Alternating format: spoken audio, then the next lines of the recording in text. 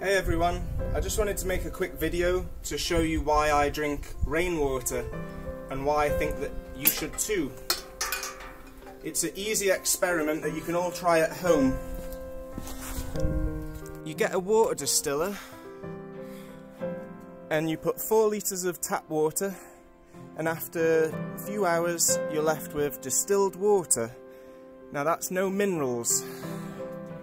If you want, you can always add the minerals back with some pink salt, squeeze some lime, but look at what comes out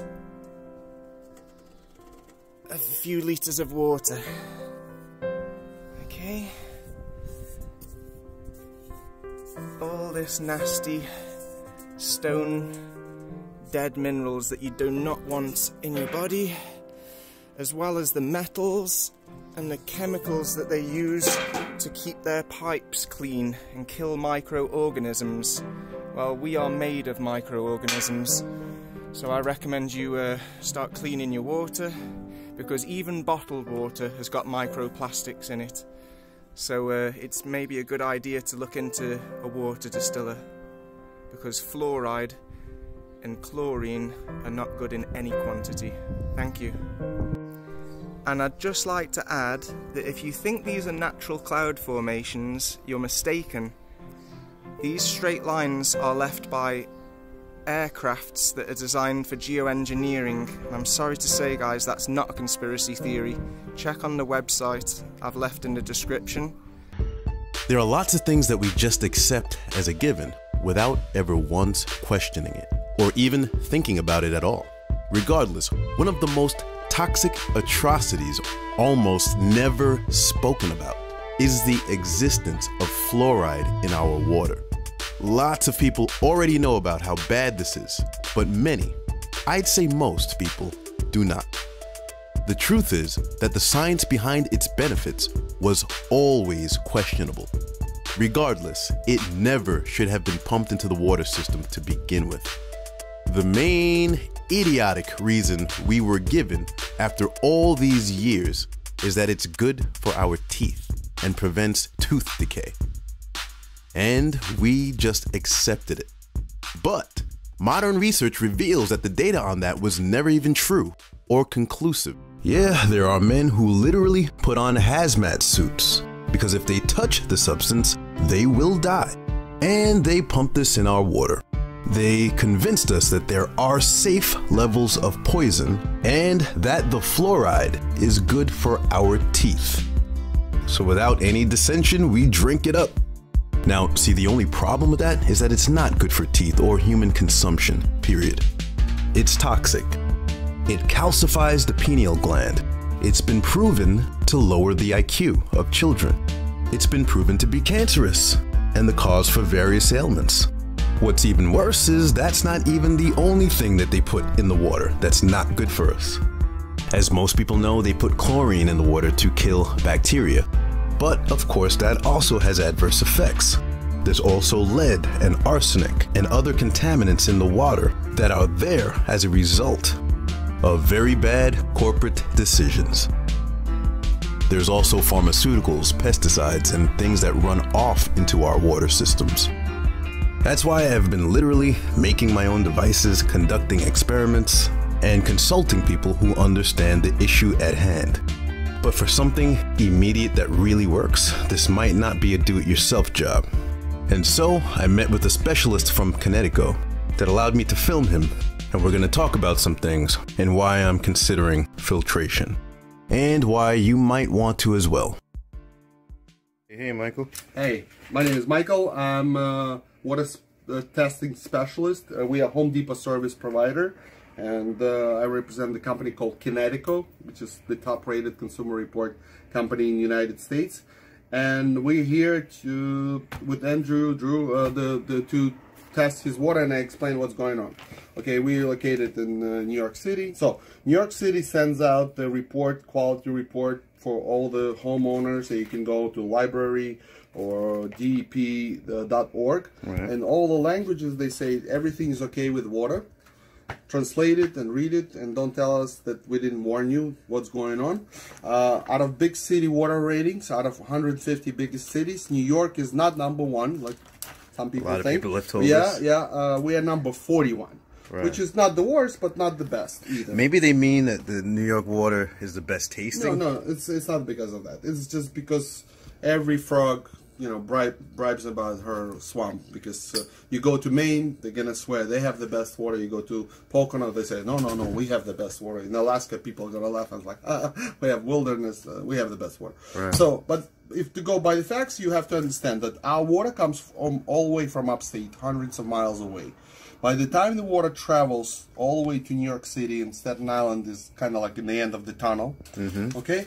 The water, they say, the water may have contaminants, like including microbiological contaminants and organic contaminants, pesticides, herbicides, organic contaminants, and even radioactive contaminants. Radioactive contaminants. Yes. Why do you think they mention this? It's in our water, right. And they have to disclose it. Now, whatever the millions of cars put pollution, they don't put flour dust in the air. You have all these, you know, things come up, eventually go down. Pesticides, herbicides, pharmaceuticals, people pee out, and stuff like that. Everything doesn't go, nothing goes to space. Everything stays on the planet. By the time it collects, like from the dumps, former garbage dumps, and gets into aquifers, the water has to travel through Delaware Aqueduct, which is the water tunnel tube, which been around for almost 150 years. 150 years old. Rain, water, rats, mice, pooping, dying inside they're building the new one. Remember the Bruce Willis driving? That was the new one they were building. Okay, that's how big it is. That you can fit the truck inside this thing. Wow. But the water travels through this, and obviously the water, in order for the water, like this is regular tap water. I got 3 samples of tap water and the other water. Like if I ask you, does this water look clear to you? Yeah. Like to your eyes. To the visible eye, yeah. Yeah, you see the bottom. I brought with me a sample of the water that we know it's pure. We call it H2O. If I put them side by side, take a look. Well, because what happens when the water travels through the tunnels and stuff like that, they have to treat it, and the water goes through treatment plant, and they use not candy, they use harsh chemical, like 7, 8 different, like aluminum sulfide, sodium chloride, fluoride, bromine, and so on. Because their #1 priority, not us, to protect the main pipes of New York City, because they cannot replace them until they completely rotten out. So they trying to drag it as long as possible. So you're saying the chemicals that they put in there are not necessarily for keeping the water clean. No, it's to protect the pipe. Protect the pipes. Yes, mostly. Imagine this is water. New York City water mains. Wow. Imagine your soup traveling 100 miles through the pipe like this. Would you eat that soup? Absolutely. Probably not. Well, a lot of people don't realize that it has to go from house to house, boiler to boiler, pipe to pipe. And one of the biggest mistake people said, because New York City does have elevated level of lead once in a while, depending on the building, how old it is. You can have a brand new home, but you are connected to the water main, and they're not going to replace it until it completely rotten out. So they know that there's a lot of lead in the water. You know, yes, because up to 1986, they were using lead to solder pipes together. So, and that's why New York City says, and one of the most common mistake people do, they say, I don't drink tap water, I boil it. Well, boiling actually makes the water worse, not better. Because like I said, in the 19th century, there was no chemicals, and you boil the water and it kills bacteria and it's safe. Now that you have a lead, you see 311, they say, do not boil water to remove lead. Boiling will not remove lead, it will actually concentrate it. Wow. So what happens is when the water boils, the steam, it's a distilled water evaporating and leaving the pipe, pot, and all the chemicals concentrate, and the more we boil it, the more concentrated it becomes. So when we're going to test your boiled water, even if it's after filtration, you'll see that this is actually going to be your worst water in the house. Wow. Yeah. Now, when the water travels through the water tunnels with rats and mice, and the water comes from the lake where fish pooping and dying and stuff, obviously we don't want to have epidemics. So do me a favor, try a little sip of this water first. This is filtered water. Okay. And try a little bit of this, because we don't have really to drink tap water. No, just a sip, you know, for the experiment sake. And try a little bit of tap water, just to compare. It's the first time in a long time. Well, you think so, but you do. It tastes tastes like chemically a little bit. Like some people refer it as a heavy taste. Now, I can get used to a lot of things. If I cross Gutless Bridge, you know how it stinks there? Yeah. People live there. They're like, oh, I don't smell. They get used to it. Like you go into the public bathroom first. It stinks. After a few minutes, it smells like roses. You get used to it. Now, what you felt there, it's mostly chlorine and disinfectants. Do you know what chlorine does? Why they add chlorine to the water? Yeah, to kill the bacteria. Yeah, the key word is kill living organism and bacteria. Wow. You and I are living organism, and even the cat. Do we have bacteria for digestion in our stomach? Yes. Do you think chlorine right now cares what you have inside? No. It's there to kill everything. This is the pool test. I'm just gonna grab the paper towel. Okay. This is the pool test. You know how if we swim in a swimming pool, we smell chlorine because it's an open surface, and the chlorine evaporates constantly. So they have to constantly add chlorine into the water. So if we go to Home Depot or Pool Supply, they sell a test kit for the pool. You see, it says to check how much chlorine in the pool. Okay. They say this is when you add chlorine. This is ideal. This is way too much. I'm putting 5 drops. This is what it says. Add 5 drops chlorine test solution, which will, if there is a chlorine, it will turn it yellow, and depending on the scale, that's how much chlorine you have. 1, 2, 3, 4, 5. 1, 2, 3, 4, 5. Now, this is filtered water, and this is not filtered. Okay. The one that has chlorine, the water starts to react. The one that doesn't, nothing. The happens. tap water is getting yellow. Yeah, it's getting yellow. Yeah. I know you don't see this chlorine in here, right? Which one is that? This is also tap water. Okay. Okay. Right. Do me a favor, stick your fingers inside, like 3, 4 fingers all the way down, like, and hold it there. Just imagine you're doing manicure. Okay. The reason why I ask you to do this because if you go to DEP report, New York State require following statement. People who drank chlorinated drinking water for 20-30 years shows it's associated with increase of certain types of cancer, liver, kidney, nervous system, and ability to bear healthy offspring. Why do you think New York states that? Have you been drinking 20 years? Yeah. Will you be drinking for 20 years? Yeah. Hospitals not empty? Cemetery full of people? Yep. As long as they disclose it, you can sue them in case in the future you get sick, because it's a disclosure. Right. Now, I don't know if you see the color-wise, like this is when you add, this is ideal, this is way too much. If I look at it, says like somewhat ideal, right? The only problem is, this is the test for the pool. Oh, this is ideal, that color is ideal for the pool. Not for drinking. Yeah, well, when is the last time you came up to the pool and start cooking? Right. Now, you buy organic food, vegetables, you say you don't drink tap water, but you do. Because what happens is every time when you take a shower, okay, your skin is the biggest organ that we have. Right. And every time when we take a shower, if the water is not filtered, I know you mentioned that you do have a filter, but a lot of people don't. This is Dr. Oz. What people don't recognize, and this is perhaps the most important thing I'm going to say today, because a lot of you know there's a problem here, you don't recognize you've got a problem here, which is the water we bathe in and shower in. Now, tell moms right now, and I don't want to hedge on this, I don't think that you should be bathing your kids in the tub unless you know that water's clean. Because what ends up happening is the water's got chlorine in it, chloroform, other chemicals and byproducts get into the water. It's warm. That opens up the pores of the child. Child bathes in the water. All those chemicals get absorbed through the skin because the skin is very absorptive, and your child, therefore, is being contaminated. Painkillers, blood thinners, and chemotherapy drugs are just some of the substances that are found in your drinking water. There's new information that some drugs are ending up in our water at levels never seen before. CBC's Kelly Crow has more on that. There's something happening to the rainbow darter, a tiny fish that lives in the rivers of southern Ontario. If they're downstream from a sewage treatment plant, the male fish turn into females. If you expose them to wastewater, they will feminize. They will have eggs in the testes. What's causing the males to develop eggs? Human hormones, residue from prescription drugs that are flushed into the river. Using new highly sensitive equipment, scientists are finding an increasing variety of prescription drugs in the waterways. Painkillers, blood thinners, chemotherapy agents, hormones, antibiotics. If we swallow it, scientists can find it in the water. some of the drug comes in us and through us and out of us totally unchanged. So we actually have active drugs going into the waterway through our urine or feces.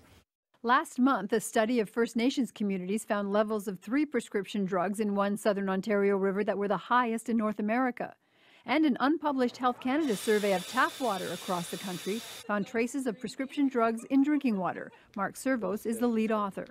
There are pharmaceuticals, as we expected, that are widely distributed in surface waters going into drinking water plants, and very low concentrations are detectable, but the concentrations are very, very low. They're very low in concentrations. On the other hand, we have to be concerned because there's a mixture of these drugs that we're being exposed to in drinking water, and so that's some cause for concern. So in other words, millions of people who take medicine, we pee it out. Right. Where does it go? We all live downstream from somebody. Nothing goes to space. If it's enough for male fish to turn females, who knows how it's affecting a child when they're developing hormones and so on. This breaks way into a whole different discussion. Yeah, well, do you know how many water supplies in the country filter out pharmaceutical out of sewage? None. 0. Yeah. Nobody.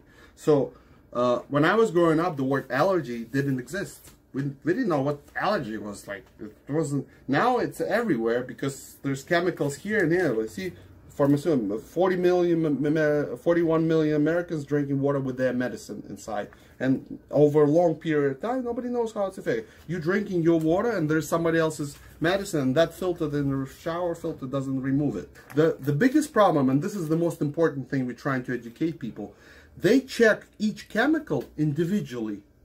They don't tell us how they work all together. For example, I saw the liquor store on the corner right here. Mm-hmm. Okay, if I drink a sip of wine and the cop pulls me over, he can arrest me for a sip of wine, correct?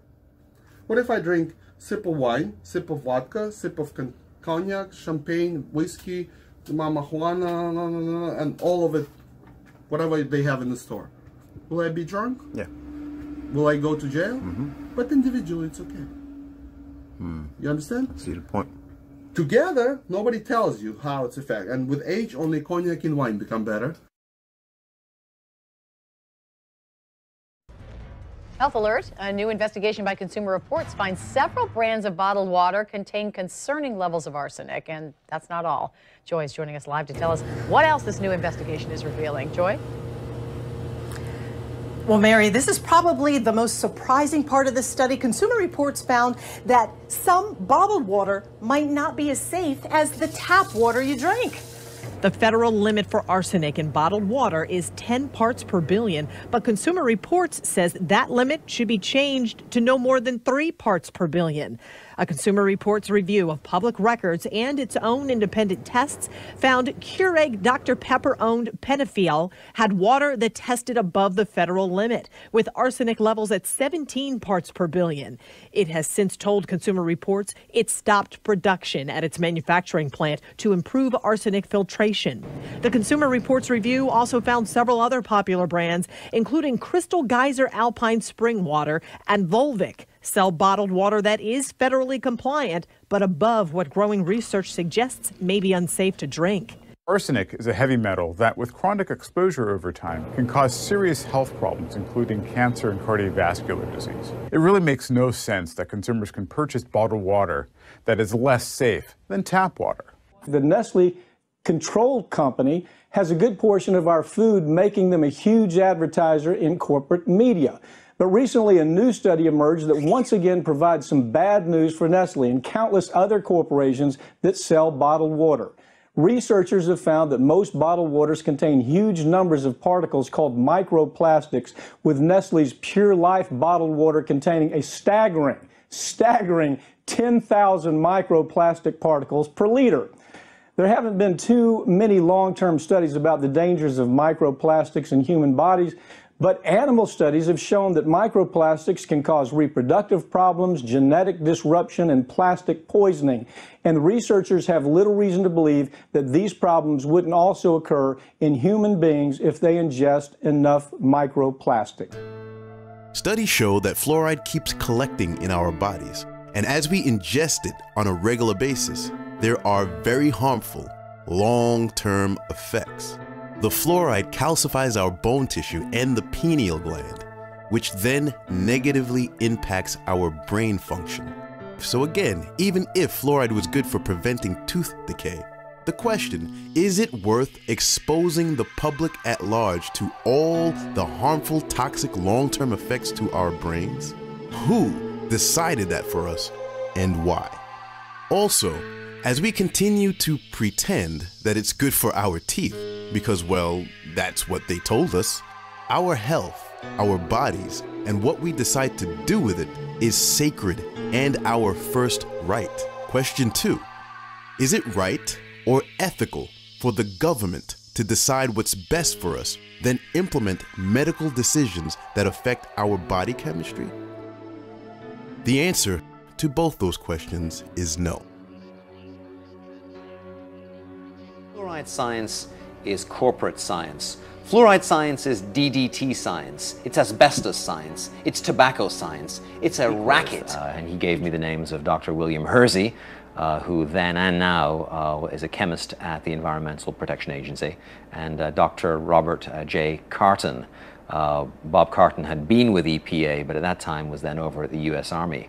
And I went down to Washington and met with Dr. Hersey and Dr. Carton, and they explained to me that the safety standards for water fluoridation in this country are based on fraudulent science.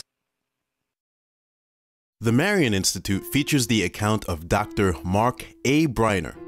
Dr. Briner tells of how most dentists are taught how wonderful fluoride is and how great it was in thwarting the onset of tooth decay. Even in areas of fluoridated water, he was taught that fluoride should also be administered topically to children's teeth every 6 months, and that supplemental fluoride should be given to children from infancy onward. Dr. Briner eventually saw the light and was illuminated to the truth about fluoride. The science was fraudulent. In his own words, just like with mercury, I was initially tipped off about fluoride by Dr. Hal Huggins. In the mid-70s, I researched fluoride. I came to the conclusion that fluoride was a toxic poison, and it did not decrease tooth decay. I stopped using fluoride in my practice. In my own home, we started using bottled water, toothpaste without fluoride, and juices not made from concentrate. The water used to reconstitute juice is almost always fluoridated. To read more on that, visit themarioninstitute.org. Now, there is a very dark side to the equation that goes the way of conspiracy. So bear with me.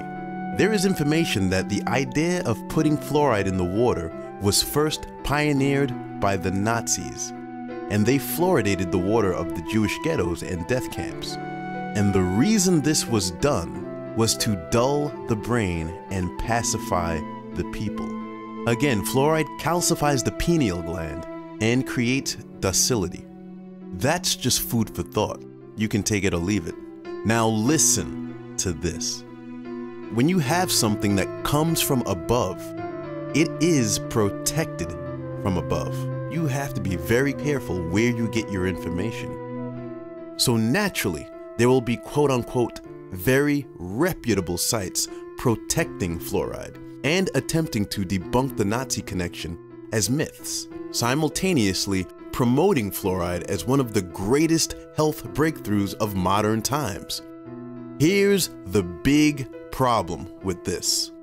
And here is where breaking from the system and applying intelligence and critical thought will illuminate you.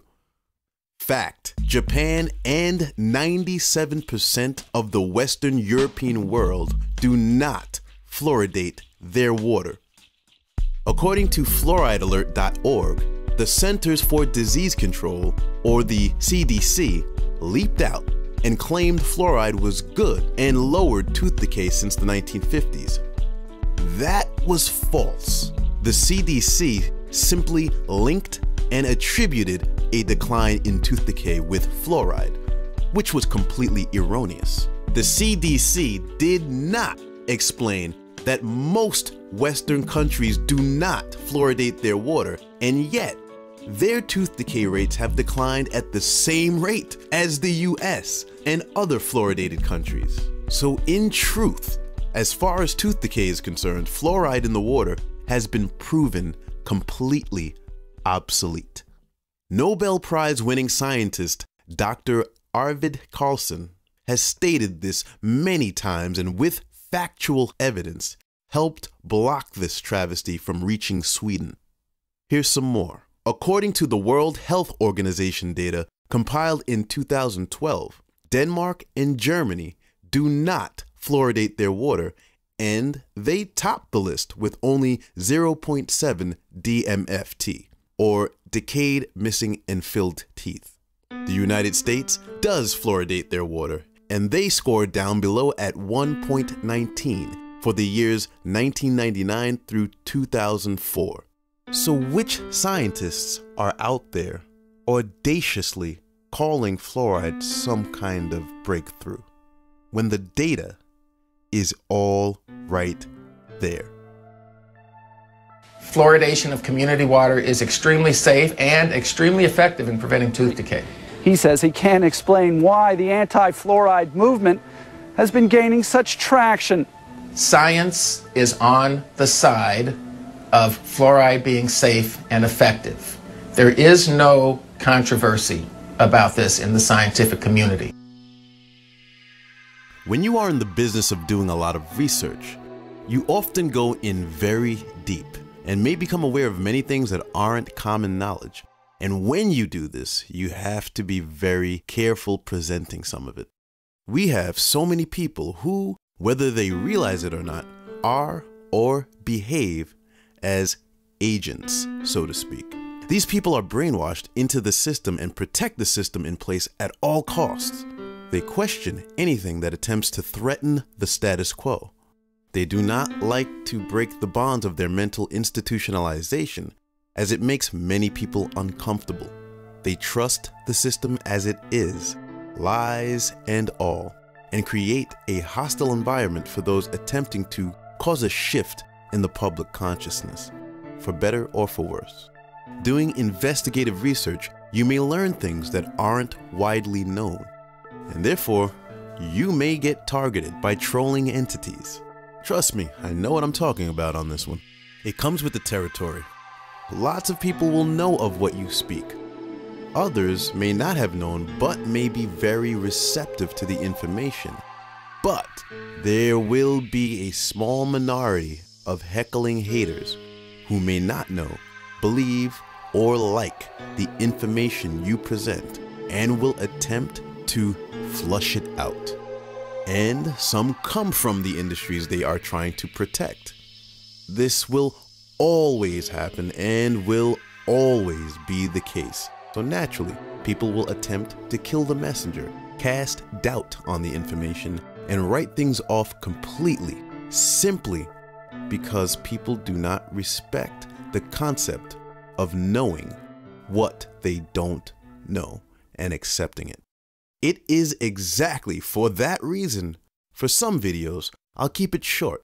I won't go in too deep, and I'll keep it contained to irrefutable ethics, logic, and reason. So forget all the conspiracy and let's bring it back. With that said, and with the exclusion of any conspiracy theories or conjecture, the very simple question I'll pose is, should fluoride be put in our water? Well, in fact, the science supporting fluoride is suspect, and many scientific bodies like the aforementioned have proof that it is erroneous and false. In addition to that, in fact, there are numerous very negative side effects and health risks that they do not discuss. Again, this is fact. In addition to that, yes, it is extremely unethical and unlawful for a government to mandate pumping any chemical or drug into the water system, whether it's beneficial to people or not. Fluoride is the only element added to water for medical purposes. It's classified as a drug by the FDA. Therefore, it is unethical and unconstitutional to have it in the water supply because you cannot medicate any human being without informed consent. Also, because fluoride exists in numerous products, and because there is no limit to the amount of water that people drink, or the fluoridated products they ingest, there really is no control on the dosage whatsoever. I think the conclusion is obvious. What's right is right, and what's wrong is wrong. Our health and our bodies belong to us, not the government. And what we ingest on a daily basis is not a small, ignorable thing. Don't sit back, pacified and indifferent. For those who haven't already, begin the process of making changes to avoid fluoride intake.